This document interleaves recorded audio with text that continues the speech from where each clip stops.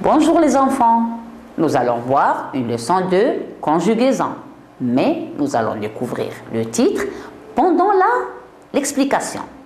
Maintenant, on va commencer par un rappel. Rappel. Conjugue les verbes au présent de l'indicatif. Tu, le verbe parler doucement. Nous, le verbe remplir le seau. Vous, le verbe prendre le train. Alors, tu, le verbe parler.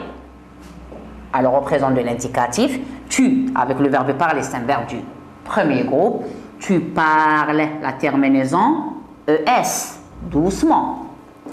Nous remplissons la terminaison I2S, ONS. Vous prenez le train, la terminaison EZ.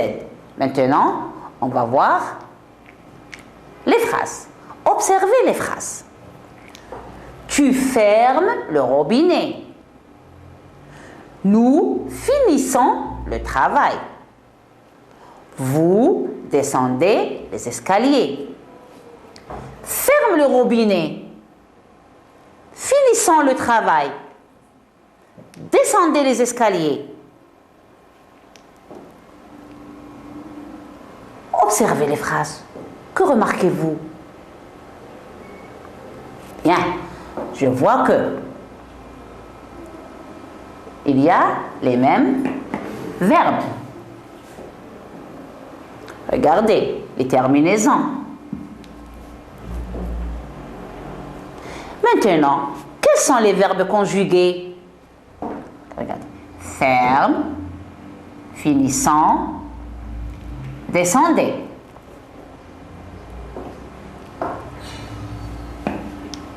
Ce sont deux verbes. Ferme, finissant, descendez.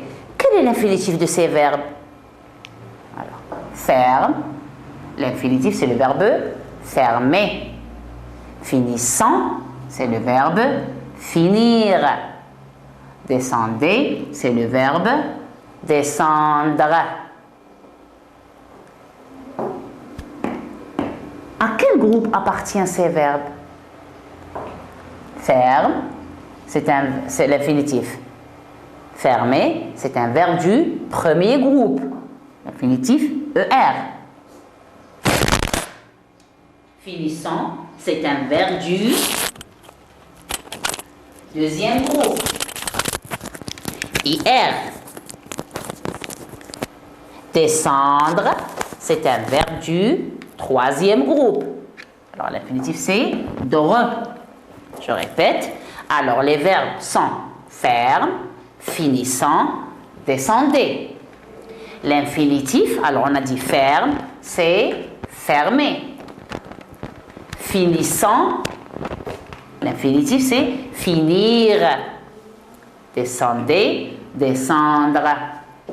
Alors, le premier c'est un verbe du premier groupe, ER. Deuxième verbe, c'est un verbe du deuxième groupe, l'infinitif IR. Le troisième est un verbe du troisième groupe, l'infinitif c'est dre. Maintenant, regardez. Ah, quel est le titre de la leçon? Donc, le titre de la leçon d'aujourd'hui c'est l'impératif présent. L'impératif présent. Puisqu'on a dit que l'impératif, alors, le premier verbe, alors, regardez, ce sont des verbes qui sont conjugués au présent de l'indicatif. Ce sont des verbes qui sont conjugués au présent, mais pas l'indicatif, c'est l'impératif. C'est pour ça qu'on a dit le titre est l'impératif présent. Maintenant, l'indicatif et l'impératif sont des modes. En français, il y a 7 modes verbaux. Par exemple, l'impératif, on peut dire l'impératif présent et l'impératif passé. L'impératif passé, rarement qu'on utilise.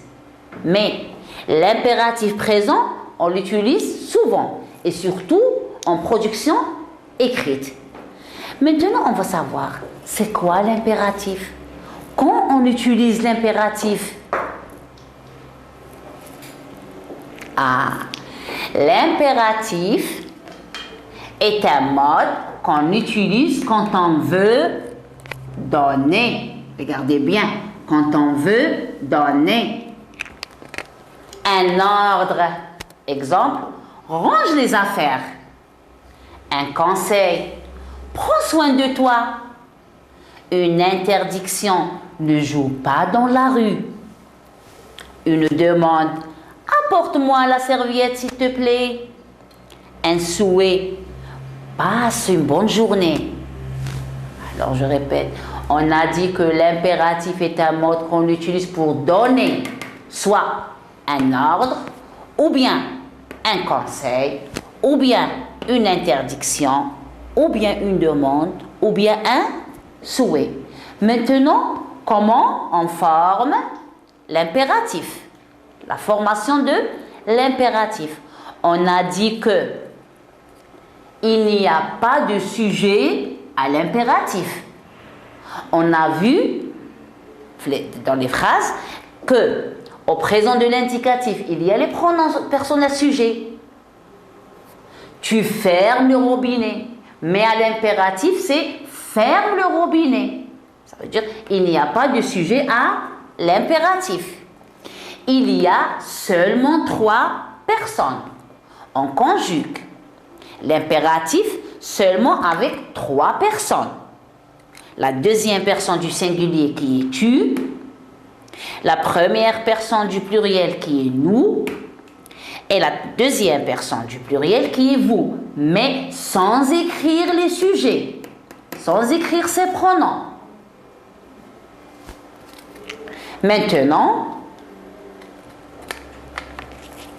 on va vous donner des exemples. Regardez, verbe du premier groupe, verbe du deuxième groupe et des exemples sur les verbes du troisième groupe. On va commencer avec les verbes du premier groupe. Par exemple, le verbe travailler. Travaille bien en classe. Travaillons bien en classe. Travaillez bien en classe. On va faire un petit rappel. On a dit qu'il n'y a, à l'impératif, il n'y a pas de sujet. On commence directement par les verbes. Regardez. Travail, travaillant, travailler. On a dit que l'impératif se conjugue avec 3 personnes seulement. La deuxième personne du singulier, la première personne du pluriel et la deuxième personne du pluriel. Le verbe parler, parle gentiment, parlons gentiment, parlez gentiment. Maintenant, deuxième verbe, ce sont des verbes du deuxième groupe. Par exemple, le verbe obéir. Obéis tes parents. Obéissons nos parents. Obéissez vos parents. Le verbe remplir, remplis l'arrosoir. Remplissons l'arrosoir. Remplissez l'arrosoir. D'autres verbes du troisième groupe, par exemple le verbe sortir. Sors dehors. Sortons dehors. Sortez dehors. Un autre verbe du troisième groupe, le verbe prendre. Prends le livre. Prenons le livre. Prenez le livre. On va faire toujours un rappel. À l'impératif, il n'y a pas de sujet. Regardez. Aussi, l'impératif se conjugue seulement avec 3 personnes La deuxième personne du singulier, la première personne du pluriel, la deuxième personne du pluriel, mais sans écrire le sujet. Maintenant, attention, les verbes du premier groupe perdent le S du tu, c'est-à-dire le S disparaît. Vous avez remarqué, Lorsqu'on a dit tu fermes le robinet au présent, on a mis ES. Alors, ferme le robinet, on n'a pas mis S. Par exemple, regardez, mange, lance, prépare. Regarde, il n'y a pas de S.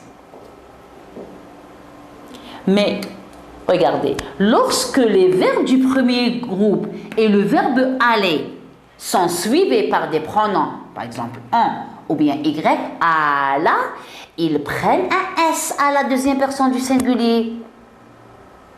Alors, exemple, range les affaires. Regardez ici, range les affaires puisqu'on a un complément. Alors, on n'a pas mis S. Mais range-en. Alors, on a ajouté le S. On a mis le S. Pourquoi? Parce qu'on ne peut pas dire range-en. Alors, on dit range-en. On met le S sans oublier ce petit tiret. Par exemple, le verbe aller. Va à la forêt. Ici, on n'a pas mis S. Mais lorsqu'on dit vas-y, alors là, on doit ajouter S. On ne peut pas dire va-y. Alors on dit vas-y. Maintenant, mes chers enfants, on va voir les verbes pronominaux. Alors, les verbes pronominaux, attention. On va faire un petit rappel au verbe du présent de l'indicatif. Alors, le verbe se laver, on va le conjuguer au présent de l'indicatif et à l'impératif présent. Alors, au présent de l'indicatif, alors on dit « je me lave »,« tu te laves », il ou elle au singulier se lave, nous nous lavons, vous lavez, il ou elle au pluriel se lave. Maintenant, regardez. Avec le présent de l'indicatif, on doit conjuguer avec toutes les personnes. Mais à l'impératif seulement 3 personnes, sans écrire le sujet. Alors, le verbe se laver à l'impératif présent, c'est lave-toi, lavons-nous, lavez-vous. Regardez. Avec la deuxième personne du singulier, tu te laves. Regardez ici, lave-toi. Ici, on a ajouté le S. Ici, non. Regardez le pronom. Tu te laves. Maintenant, lave-toi. Ici, le pronom se place avant le verbe. Ici, il est placé après le verbe. Nous nous lavons. Lavons-nous. Vous lavez. Lavez-vous. Alors, tu te laves. Alors, on ne peut pas dire lave, te. Alors, on a remplacé te par toi. Pour mieux dire, lave-toi. Alors, lavons-nous. Lavez-vous. Alors, regardez un autre exemple. Le verbe se lever à l'impératif. Alors, on dit lève-toi. Regardez, on a changé te par toi. On a supprimé S. Il n'y a pas de sujet. Lève-toi. Levons-nous. Levez-vous. Maintenant, on va voir l'impératif présent avec les auxiliaires. L'auxiliaire être et l'auxiliaire avoir.